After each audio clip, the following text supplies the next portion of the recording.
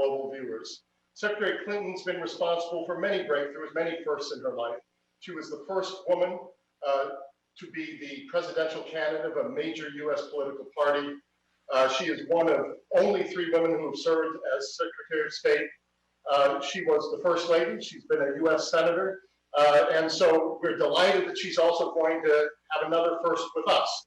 She's going to be the first speaker in our brand new series, Election 2020, America's Role in the World, powered by Samsung. This is also at the same time part of the Atlantic Council Front Page series.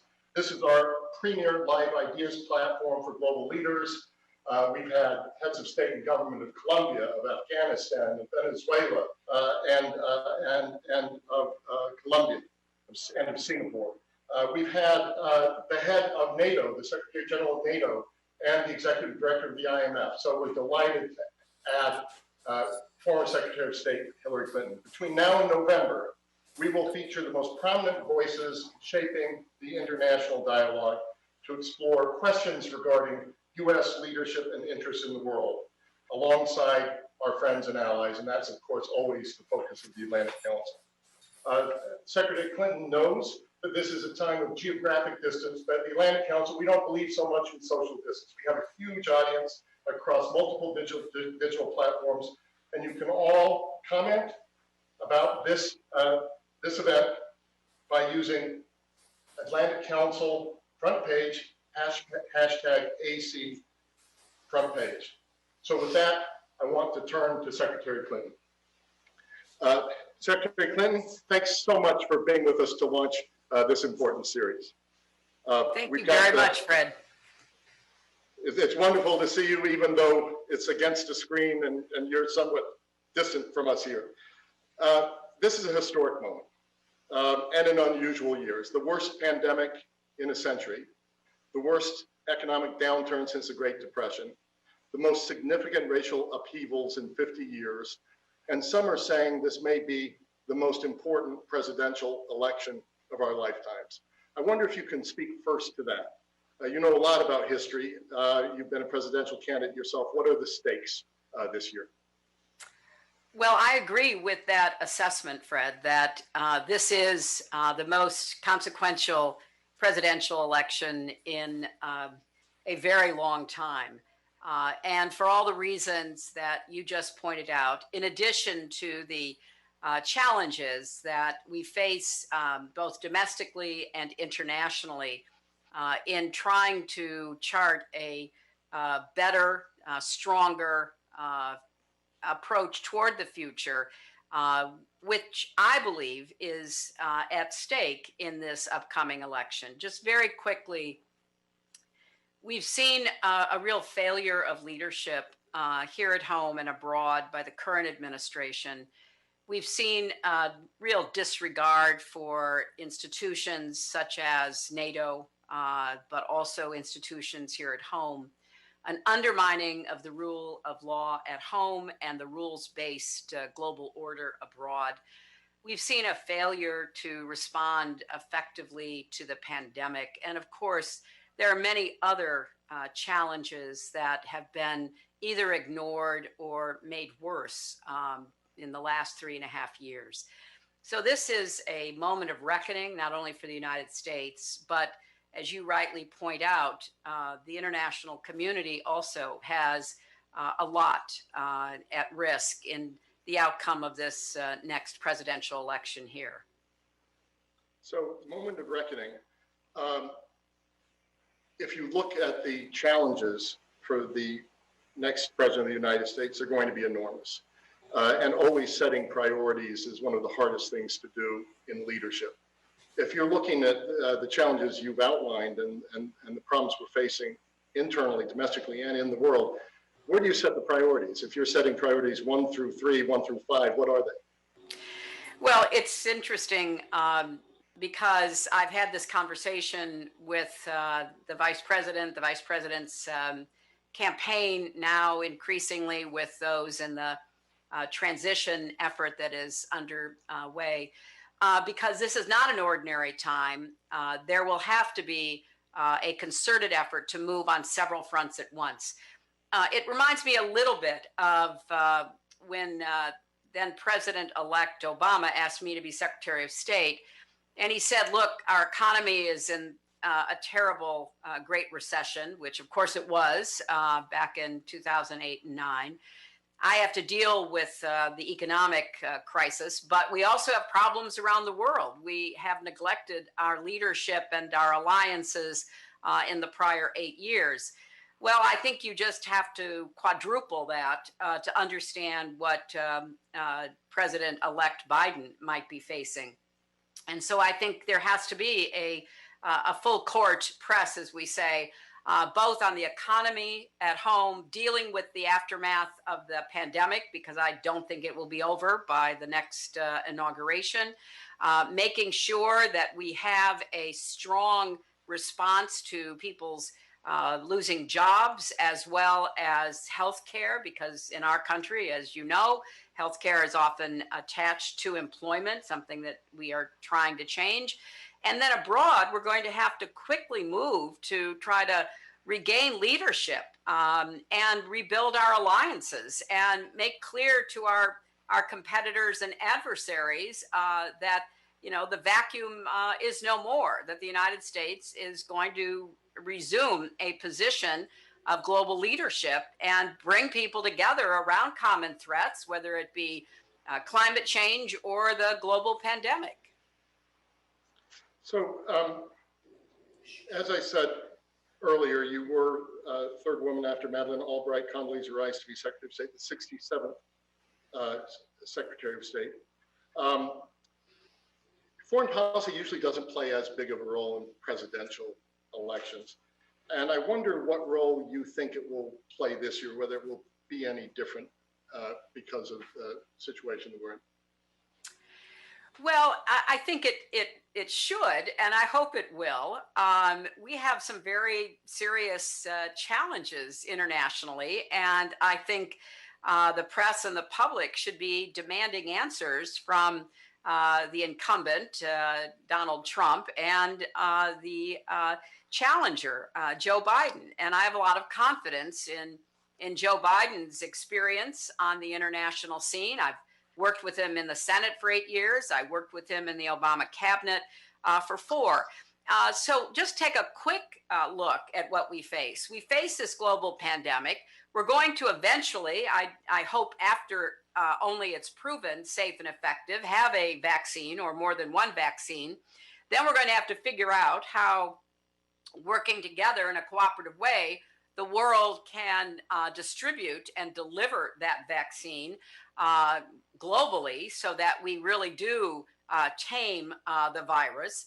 We're going to have to deal with the continuing interference in our election by Putin and the Kremlin. This is an ongoing threat to our own democracy, but also to other democracies, and it needs to be addressed firmly and finally, rather than allowing it to fester, because we know from recent intelligence reports that the Russians are once again trying to favor and help elect Donald Trump. We need to have a stable, consistent policy toward China, the most consequential of our global relationships. I don't blame the Chinese for filling the vacuum left by the incoherent and inconsistent policies of the Trump administration. But we can't permit China to dominate the Pacific region and beyond and try to substitute its own power and influence for a rules-based global order. And there are many other issues, whether it be climate change or the renewed effort by Iran to get a nuclear weapon or the unchecked efforts by North Korea and so much else that we're going to have to pay attention to. So I hope that the incoming Biden-Harris administration will be prepared to move on a number of fronts, domestic and international, simultaneously, because the work is rather overwhelming that needs to be done. Thank you, Secretary Clinton. Because you mentioned Biden-Harris ticket, let's deal with a couple of issues that have been in the news in the last few days that are of quite a bit of importance. as you said, Vice President Biden has named Senator Kamala Harris as his running mate. Vice presidential choices are sometimes written off as not being all that important.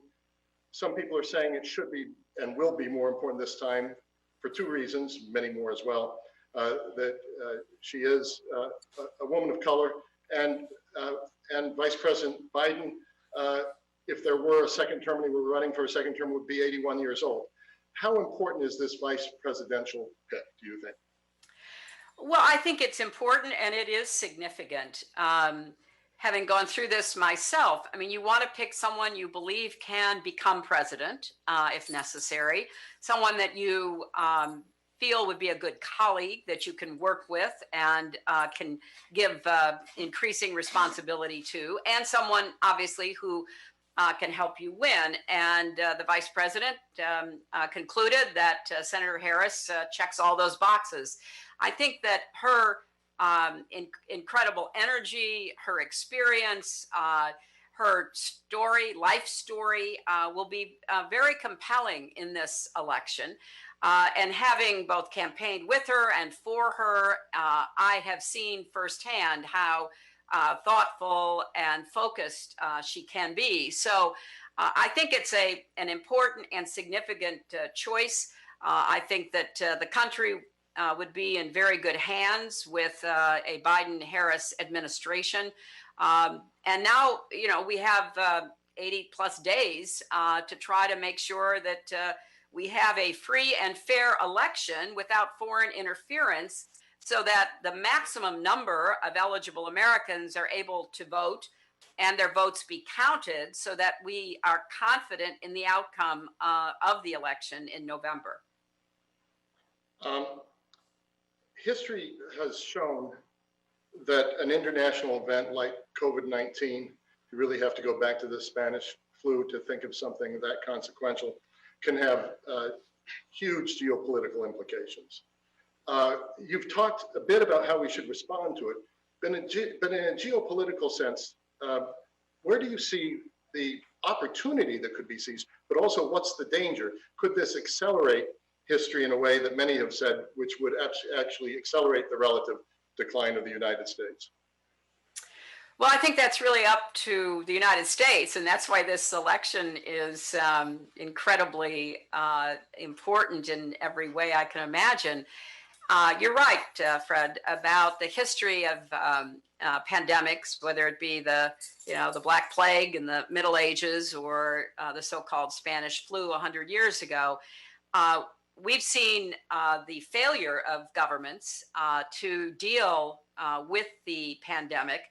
And that is a wake-up call for everyone to understand that we need to both take a hard look at public health processes and institutions within countries, but also internationally.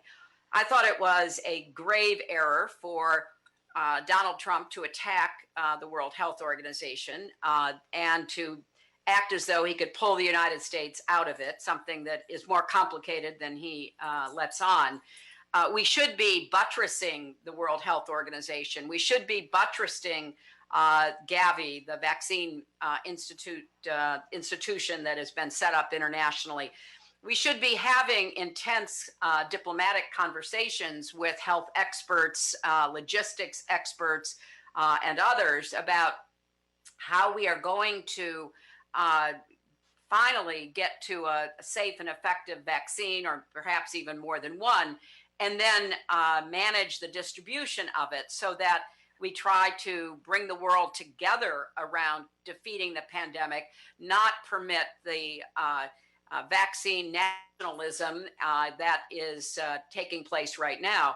So there's a lot of really important work that needs to be done, and the United States has to be in the middle of it. It cannot sit on the sidelines being indifferent or even contemptuous of international efforts and expect that we're going to benefit ourselves as well as lead the world. Because the final point is, you know, we saw a virus jump from Wuhan, China to the United States and Europe and now literally the entire globe.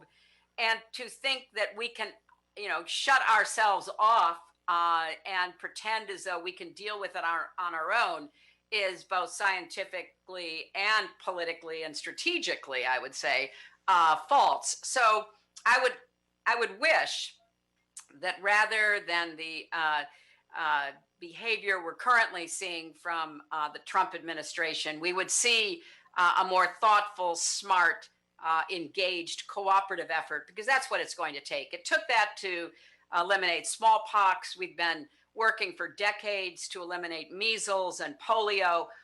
It has to be a global effort, and the United States must assume a leadership role, both politically and financially. So something a little bit more like 2008, 2009 in response to the global financial crisis, where the G20 was created. There was a lot of U.S. leadership in cooperation with others at that point. The UK-US relationship was pretty crucial, but so were many others. Is that a parallel one can point to, but do it around public health rather than global finance? Although this could also be a global financial crisis. Yeah, I was going to say, Fred, I think that we're also going to have lingering financial ramifications from the pandemic.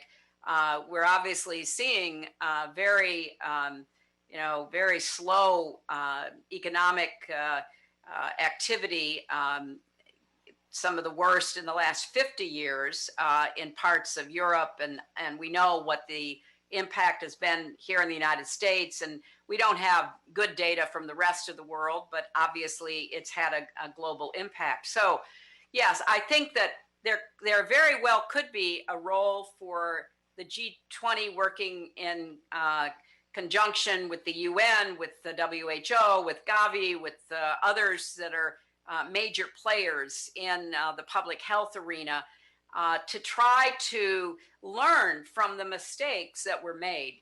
Yes, I think it's fair to say China was not as forthcoming as it needed to be, as transparent and open in the beginning.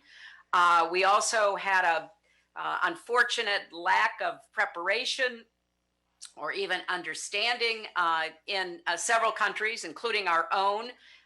The guidebook, the blueprint for dealing with global pandemics that the Obama administration had left for the Trump administration was disregarded. So let us hope that individual nations will learn lessons, but let us also hope that collectively we can put together a more robust and quick international response and get every nation to buy into it, so that you don't have the role of any nation in the midst of a potential pandemic be to shut down and exclude investigation from international experts. We need to be more open and transparent, because I fear, Fred, that this is not the last of the viruses that the world will face. In fact, I think that there's a lot of very thoughtful analysis pointing toward this being perhaps the beginning of a continuing public health threat that we should be better prepared for internationally, and we need to do that as quickly as possible. Thank you, Secretary Clinton. China's come up several times in this conversation. It seems to be the sort of pure competitor of the sort that we've never experienced before, across so many realms, whether it's technology or economy or military, et cetera, et cetera. The Trump administration has been quite outspoken, has made this a huge priority, particularly in the last weeks. They point to the past, saying that the U.S. has ignored China for too long, and now we need to stand up. For the next president of the United States, it seems like we have an attitude, but we don't have a strategy. What could that strategy contain?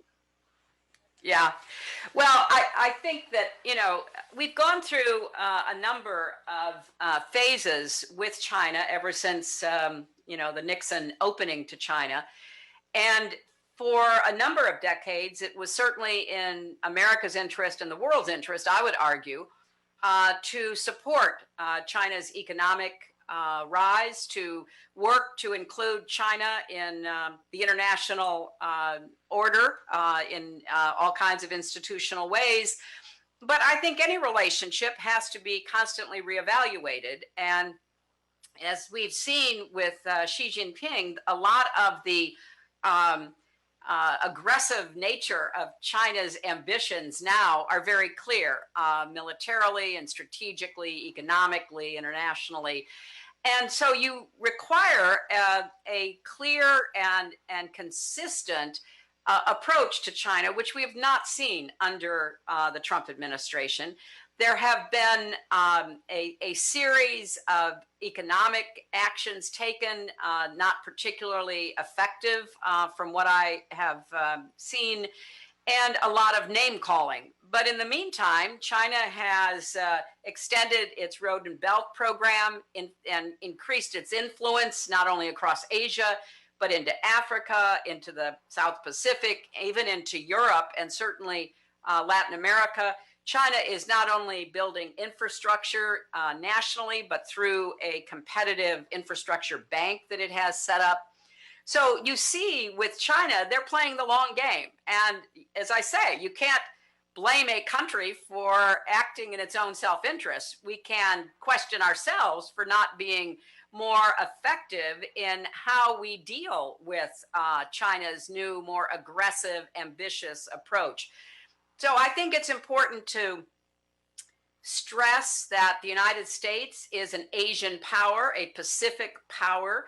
I had those conversations even when I was Secretary of State with my Chinese counterparts, that we will and intend to protect the South China Sea from colonization by Chinese military interests, that we stand with our friends and allies in Asia, East Asia, South Asia, in their efforts to protect their territorial integrity, that we should get back into the business of competing for hearts, minds, and infrastructure in different parts of the world, because it does make a difference. We did a tremendous job under President George W. Bush in fighting the AIDS epidemic in Africa, and spent many billions of dollars saving lives and providing treatment, while China was building soccer stadiums and parliament buildings. But we were competing, and we had a really strong case to make that we were standing up for, the human rights and the healthcare and the freedom of people in Africa. And basically, with Trump as president, we are absent. We are absent symbolically, and we are absent substantively. So I think there's a lot we can do to rebuild our presence. We also should not shy away from continuing to speak out about human rights in China, about the Uyghurs, about the crackdown in Hong Kong. I think there's a real audience within China and around the world for the United States regaining its voice when it comes to human rights. So there's a real opportunity here, Fred, that I think that a Biden-Harris administration would quickly seize to try to get our relationship with China back on a steadier, more predictable course and reassert America's standing and leadership in Asia and beyond. Secretary Clinton, where does Europe stand in this? Let me take you back to 2013. The Atlantic Council gave you its highest honor, the Distinguished Leadership Award. You were introduced by the Republican Henry Kissinger, just to underscore our bipartisan, nonpartisan credentials. And you spoke about the centrality of the Atlantic relationship in energy and trade and regarding Russia. But now China is front and center. You said America's future is bound up in the future of Europe. Does that remain the case now? Are we just being nostalgic looking back at the transatlantic relationship? Or what role do you think it has in this very uncertain future we're going into? No, I don't think it's nostalgia at all. I think it's realpolitik, to use a term associated with Kissinger. I think one of the great advantages the United States historically has had, which unfortunately we have squandered in the last 3.5 years, is our network of alliances. And there is none that has been more consequential and long-lasting than the Atlantic Alliance. And I believe strongly that democracy is under attack around the world. Governance has not lived up to what people living in democracies have every right to expect. We have a lot of work to do within the Atlantic Alliance to rebuild the democratic pillars of our nations and our interrelationships. I still believe there is an incredibly important role for NATO. The aggressiveness of Russia, as we've seen it in Georgia, Ukraine, the kind of activity we're seeing currently in Belarus, and the kind of threats that Russia has posed to democracies from the Baltics to the Balkans. There is a great deal of work to do between Europe, the United States, and Canada in once again strengthening our democratic alliance and taking a hard look at where we have fallen short, trying to support, as the EU has tried to do, the democratization within countries, which, as we've seen in Hungary and Turkey and elsewhere, even NATO members, has been a bit disappointing, to say the least. So yes, the Transatlantic Alliance should remain at the core of American foreign policy vision and objectives. And I would hope that one of the first things internationally that a new administration does is to reaffirm the centrality of that Atlantic Alliance. We're getting a number of questions in from Twitter. Many of them circle around the whole issue of civil society. It takes a village, and particularly with Black Lives Matter. The question I would ask is the connection between that domestic health and international policy. Dean Acheson, one of our Atlantic Council founders, one of your predecessors as Secretary of State, actually wrote a letter into the amicus brief for Brown versus Board of Education in the early 50s. And he said that racial discrimination, quote, jeopardizes the effective maintenance of our moral leadership in the free and among the free and democratic nations of the world. How do you view what's happening right now in the country and civil society? And how does that interact with our international role? Well, I think that this is a moment of great moral reckoning over structural racism in our country. And I'm hopeful that real change will occur. The young people leading the Black Lives Matter movement, other young people who are engaged in peaceful protest, are certainly crying out for changes in many institutions and attitudes toward race and ethnicity and religion and gender in America. And it is a very serious internal threat to our way of life and to our unity. But as Dean Acheson said all those years ago, it also impacts America's image and leadership abroad. During the 2016 campaign, Fred, one of the Russian tactics that we learned about afterwards was to sow racial discord, to create phony events, to have a heavy online presence that really stoked racial animosity and fear. The Russians have been at that a very long time, as a recent excellent book by David Scheimer called Rigged lays out. The Russians under the Soviet Union and now the Russian Federation under Putin have always tried to highlight racial strife and inequities in the United States as a way of undermining our aspirations for democracy, our values about moving toward a more perfect union. They've taken any opportunity they could to try to paint a much darker picture of the United States. So I think both, and first, probably most importantly, we've got to do better internally ourselves. There have been some important legislative changes in some states and cities, and there's a good piece of legislation called the George Floyd Justice and Policing Act that actually passed on a bipartisan basis in the House of Representatives to try to deal first and foremost with injustice in policing and in the law enforcement community and in the criminal justice institutions. But we've got to go further than that. We have to be honest about the biases that often influence how we treat each other, view each other, whether or not we're willing to make room in more ways in society for more people to have a real shot at their own opportunity and better future for themselves.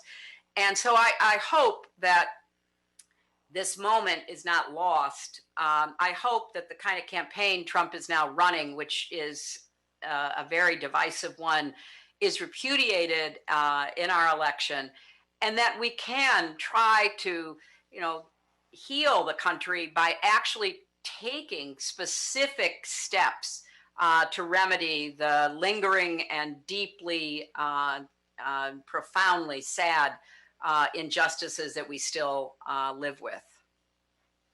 So not to let the moment get lost, heal the country for sure, but at the same time understand that there are foreign actors who will try to exploit our divisions. And so I think that's a really good way to look at it. Right. Another question that's been coming in is about questions coming in about the Middle East.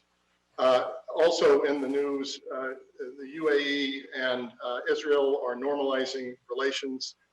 Israel has agreed not to annex the West Bank in return for that. That would look like a victory for the Trump administration and perhaps for the Middle East. On the other hand, we still have a lot of other mess in the Middle East. You've dealt a lot with the Middle East in your lifetime. How do you view this apparent breakthrough? And in general, what role would the Middle East play in another presidency? Is it more withdrawal from the region because it's just not as important to us as it once was, or is it some other approach? Well, with the Middle East, I think we should be grateful to see any progress, no matter when or how it proceeds. And this potential breakthrough is promising. We have to see that it actually takes place and that Israel backs off of its intention to annex the West Bank. And I hope that the normalization of relations with an Arab Gulf power like the UAE will bring some stability to the situation in the Middle East. There are still so many problems that I do not see how the United States can walk away. We've got not only the continuing challenges of Israel's and the Palestinian dilemma of trying to figure out how best to live together with a secure Israel, with an autonomous Palestinian entity, a state. We've got the tragic situation in Gaza, which has, great implications for continuing conflict. We have the collapse of Lebanon. The tragedy of the explosion in Beirut is just beyond words. What happened there, and the loss of not only so much housing and business, but half of the healthcare facilities, the hospitals were wiped out. The port was, destroyed. I feel such a sense of despair for the people of Lebanon, who have been so poorly governed over the last years and have been, a pawn of Syria and its allies and the Saudis and its allies. And I hope that the world, as President Macron called out, will assist Lebanon, but Lebanon has to be governed better. And, the sectarian governance that put, interests of groups far, far ahead of the whole has had disastrous consequences. Look, we still have challenges in Egypt and Libya, in Iraq, Syria, obviously. And we have a changing situation in Iran. When we were talking about China earlier, one of the more interesting and potentially challenging developments is that Iran and China are entering into a military and economic agreement. And I put that directly at the door of the Trump administration that pulled the United States out of the Iran agreement that I began the negotiations for as Secretary of State, and my successor, John Kerry, was able to bring to a very important conclusion to put a lid on the Iranian nuclear weapons program. And so by pulling out, if there were problems, as of course any agreement has, the Trump administration could have sought to negotiate changes that they wished for, but instead they pulled out, giving a green light to Iran to pursue its nuclear weapons agenda. China is now cooperating with Iran. China was one of the countries I had to persuade to vote for international sanctions at the UN Security Council to set the table for the negotiations.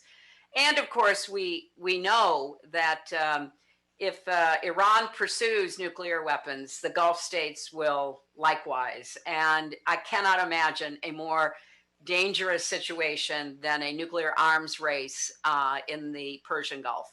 So there is an enormous amount at stake in the Middle East, and no responsible administration could ever walk away from that. I'm so glad you drilled down a little deeper on Iran. And I think a lot of our viewers and Americans haven't paid as much attention to the Chinese-Iranian recent agreement, which really does seem to be a change, does seem to be different. Do you go right back to JCPOA if you're a newly elected President Biden? How do you manage that? Is there a lot of low-hanging fruit you can just pick up, or has the world moved on where you need a totally different strategy? And maybe first on Iran. Well, that's a question to be answered, Fred, because I think it would be in the United States' interest to rejoin the Iran agreement, just as it would be to rejoin the climate agreement. We are now the only nation not in the Paris Climate Accord.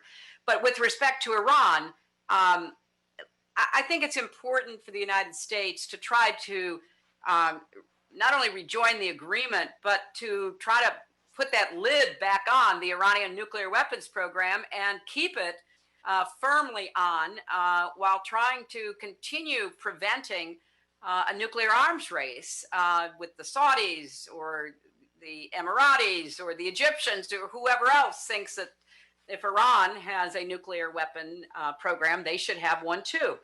And I think the best way to do that is to rejoin the agreement. Now, at this point, I don't know whether Iran would be receptive to that. I think they may have moved on. And remember, there was always a conflict between the political and clerical leadership in Iran and obviously the military leadership as to whether or not to put that lid on the nuclear weapons program under the agreement.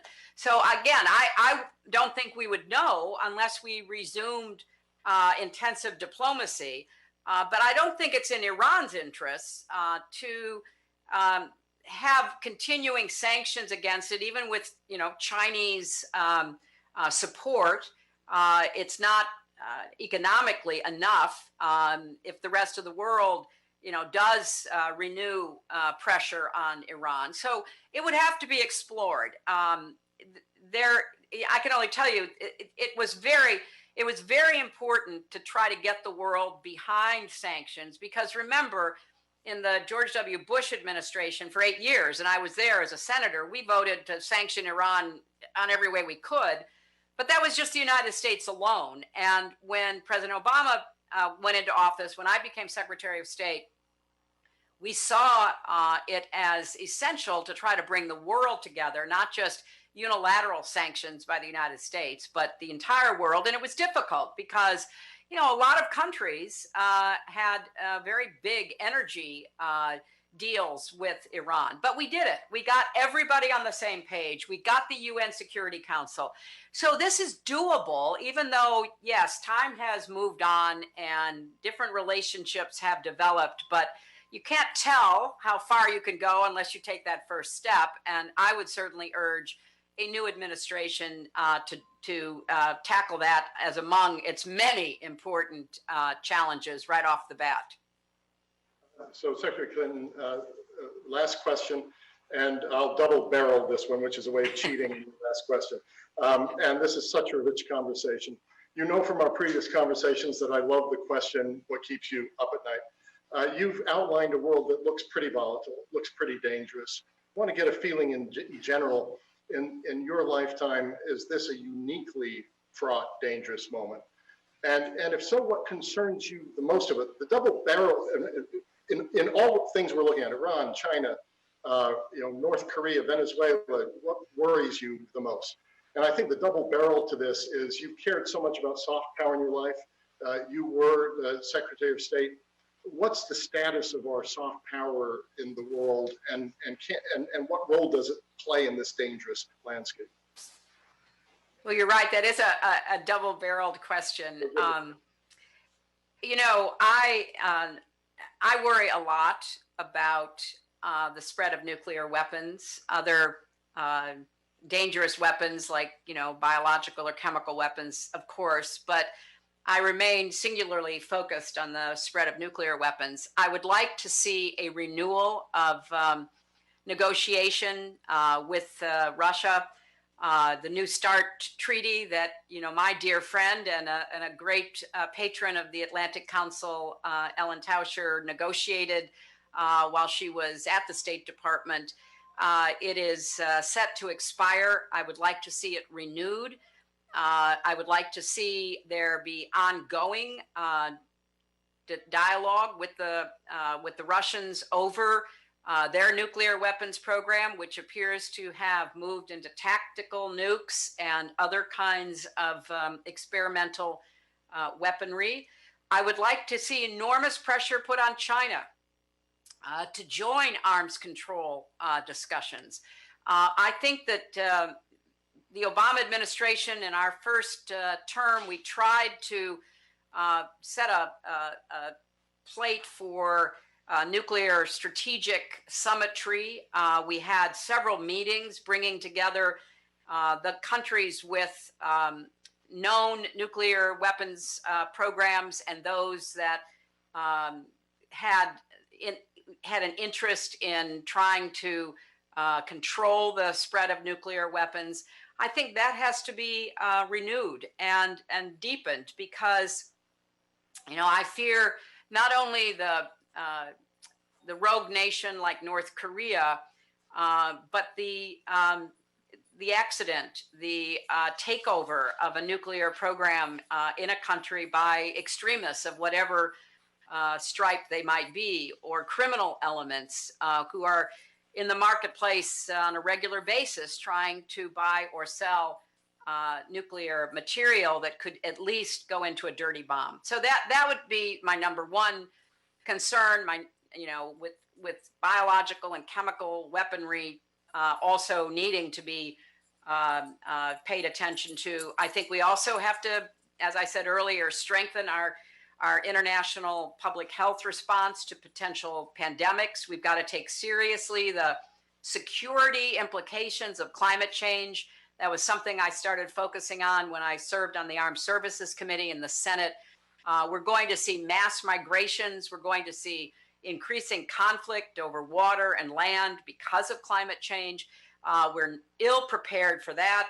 The temperature in Baghdad has broken all records. I just can't really underscore strongly enough how climate change is a security challenge that has to be addressed. So those are the areas that I would pay immediate attention to. And as to soft power, Fred, I think we have squandered our soft power. I don't think that The United States has the influence that we should have in global debates or in how we're viewed, particularly by young people around the world. I think we have to rebuild our soft power. I like the phrase smart power because I think it combines the elements of the hard power that is necessary in defense with the soft power that is often viewed as part of development and diplomacy. But we've got to smarten up our global presence and once again try to influence people and events through the power of our example, and as opposed to the example of our power. That is an old cliche, but it's really an important one to keep in mind. You know, we have to set the standard for a rules-based global order, and it is very much in America's interest, but also in the world's, that we assume that leadership position again. What a terrific close to this opening event of election 2020, America's role in the world, that we have to be the power of our example rather than example of our power, and set the example for the rules-based order that, after all, we with our allies and friends created in the first place. So Secretary Clinton, thank you so much for this enormously rich conversation. I also want to now introduce for all of our viewers the co-chairs for the Atlantic Council's Elections 2020, America's Role in the World. Both are Atlantic Council board members. And by the way, Secretary Clinton, thank you so much for mentioning Ellen Tauscher. We miss her so much. She did the world so much good. But I want to introduce these two board members, Colleen Bell, and these are our two co-chairs. Colleen Bell, Director of the California Film Commission and former U.S. Ambassador to Hungary, good friend of yours as well, Secretary Clinton, and Paula Dobriansky, Ambassador Paula Dobriansky, Senior Fellow of the Future of Diplomacy Project at the Belfer Center at Harvard Kennedy School, former Undersecretary of State for Global Affairs, Vice Chair of our own Scowcroft Center at the Atlantic Council, and they'll provide some closing remarks for this launch event. Colleen and Paula, over to you. Thank you, Fred, and thank you, Secretary Clinton, for joining us today.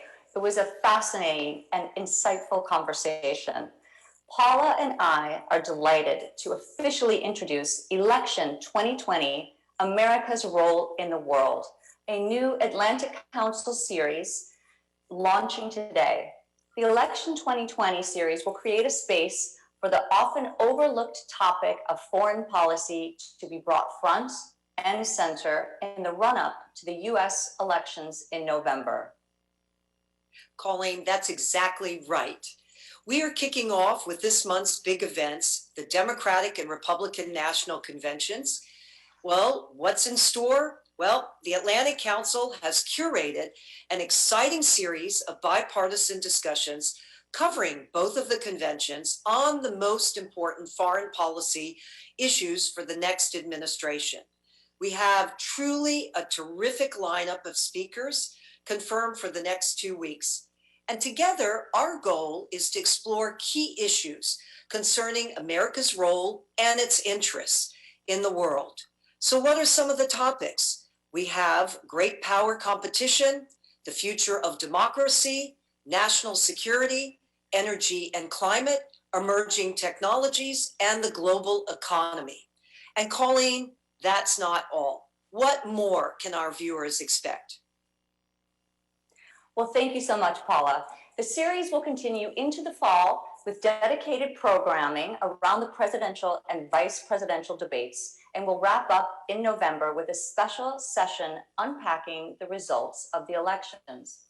With this series, we hope to provide a nonpartisan platform for informative and in-depth conversations on foreign policy, national security, and the US engagement around the world. As we look to the next 4 years, what are the challenges that the United States will encounter, and how best can we approach them? In a world confronting unprecedented global challenges, what role will international relations and alliances play? But also, what opportunities will arise in the next 4 years and beyond? And how can we make sure that we're prepared to seize them? The times we're living through are transformative and present us with an unrivaled opportunity to shape the international system and indeed, with it, our vision for America's future. Colleen, that is so true. This is truly a timely and challenging time for all of us.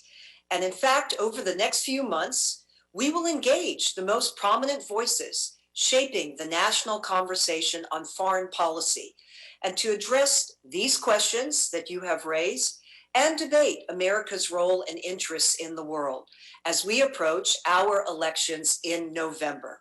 So next Monday, August 24 at 9:30 a.m., we will have another special edition of the Atlantic Council's front page featuring U.S. Secretary of State Mike Pompeo. Our viewers can find the latest lineup of speakers, so sign up for each event and read our analysis. You're going to find it interesting on the Atlantic Council's website. Follow us on Twitter at Atlantic Council and engage in this timely and important conversation. So once again, thank you so much, Secretary Clinton, for being with us today. It was a great discussion and a terrific way to launch the Atlantic Council's Elections 2020 series. Pauline and I truly hope that all of you will join us for what will be a fascinating and lively set of discussions and debates addressing the most significant national security issues defining the presidential elections 2020. Thank you so much for being with us. Thank you, Ambassador Bell, and thank you, Ambassador Dobryansky, and of course, Secretary Clinton, for this wonderful launch of Election 2020, America's Role in the World. Stay tuned. The next will be on August 24th, Monday, with Secretary of State Mike Pompeo. We'll see you soon.